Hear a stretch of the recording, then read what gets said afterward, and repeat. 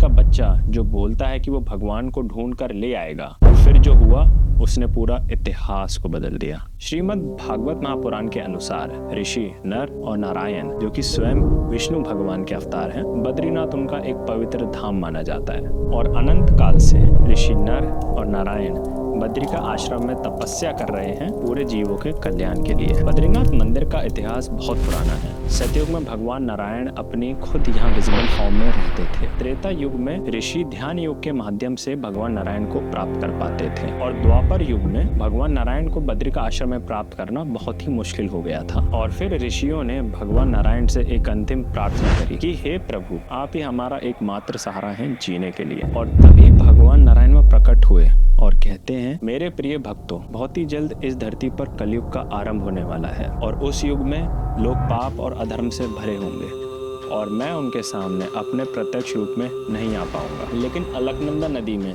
मेरी एक दिव्य प्रतिमा नारद शिला के नीचे मिलेगी। कलयुग में जो भी इस दिव्य प्रतिमा के दर्शन करेगा उसको मेरे प्रत्यक्ष रूप के दर्शन समान फल मिलेगा। और फिर स्कंद पुराण में भगवान शिव स्वयं घोषित करते हैं कि वो कलयुग में एक संत के रूप में जन्म लेंगे और भगवान नारायण की प्रतिमा को बद्रिका आश्रम में स्थापित करेंगे। और कलयुग में भगवान शंकर एक महान संत आदि शंकराचार्य के रूप में जन्म लेते हैं, और मात्र 12 वर्ष की उम्र में आदि शंकराचार्य बद्रिका आश्रम पहुंचते हैं, और वहां उन्हें भगवान नारायण की कोई प्रतिमा नहीं मिलती। तभी बद्रिका आश्रम के पुजारी श्री आदि शंकराचार्य को बोलते हैं कि चाइनीज रॉबर्स के कांस्टेंट हमलों की वजह से उनके पूर्वजों ने भगवान नारायण की प्रतिमा अलकनंदा नदी में छिपा दी थी, और उसके बाद भगवान नारायण की प्रतिमा कहाँ गई ये किसी को नहीं पता चला, ना ही उसको कोई खोज पाया। पर श्री आदि शंकराचार्य को पता था कि भगवान नारायण की असली प्रतिमा कहाँ है, और फिर वो अलकनंदा नदी के अंदर जाते हैं और भगवान नारायण पर ध्यान लगाते हैं, और फिर वो आखिरकार भगवान नारायण की असली प्रतिमा को खोज निकालते हैं। और भगवान नारायण की यही प्रतिमा आदि शंकराचार्य बद्रीनाथ मंदिर में स्थापित करते हैं,